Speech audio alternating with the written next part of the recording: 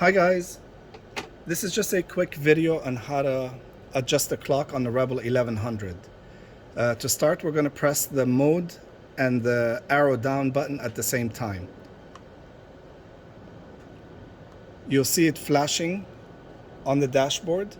If you click up or down, you're going to switch from the 12-hour format to the 24-hour format. I like keeping mine in the 12-hour format.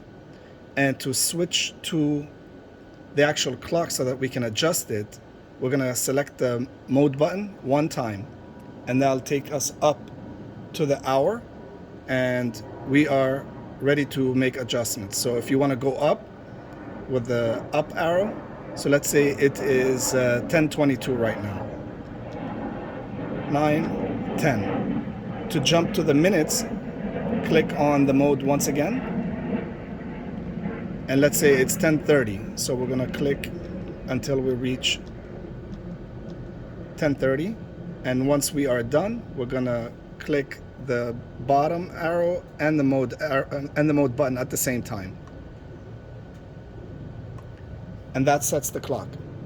Have a great day, guys.